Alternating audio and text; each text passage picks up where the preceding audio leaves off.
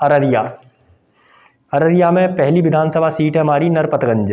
Narpatganj BJP की देवंती यादव ही जीत रहे हैं। क्योंकि यह सीट भी देवंती यादव अपने आप में प्रभाव रखते हैं और लोग उन्हें वहाँ के विधानसभा क्षेत्र के पसंद करते हैं, इसलिए ये एक सीट एनडीए के खाते में। अब आ जाइए रानीगंज।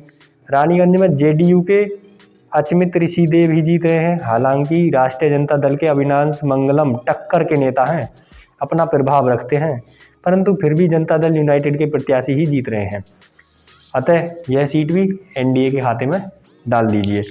अब आ जाइए फॉरबिसगंज। फॉरबिसगंज इस सीट से तो बीजेपी के विद्यासागर केसरी जीत रहे हैं निस्संदेह, क्योंकि विद्यासागर केसरी अपने आप में एक प्रभावी मुख्य चेहरा है।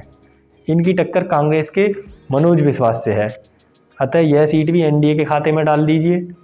अब अररिया में आ जाइए। अररिया में मुस्लिम पॉपुलेशन है 62%, इस वजह से यहाँ मुस्लिम प्रत्याशी खड़ा होएगा, और जब मुस्लिम प्रत्याशी खड़ा होता है तो मुस्लिम प्रत्याशी विजेता बनता है, चाहे वे किसी भी पार्टी का हो। लेकिन हम यहाँ बात कर रहे हैं कि पार्टी कौन सी जीतेगी। जनता दल यूनाइटेड के प्रत्याशी हैं सगुफ्ता अजीम हैं, पर यहाँ कांग्रेस के प्रत्याशी एबिदुर रहमान विजेता बनेंगे, क्योंकि जो मुस्लिम वोटर्स हैं वो हमेशा कांग्रेस को फर्स्ट चॉइस रखते हैं और दूसरी पार्टियों को सेकंड चॉइस, तो इसलिए यहाँ एबिदुर रहमान कांग्रेस के प्रत्याशी जीतेंगे और यह सीट महागठबंधन के खाते में डाल दीजिए। अब आ जाइए जोकीहाट। यहाँ मुस्लिम आबादी 77% है, इसलिए मुस्लिम प्रत्याशी खड़े होते हैं बड़ी बड़ी पार्टियों से भी। लेकिन सोचने वाली बात यह है कि अगर 23% हिंदू हैं तो फिर भी कोई हिंदू नेता खड़ा नहीं होगा, और ना ही कोई पार्टी किसी अपने टिकट हिंदू नेता को देती है।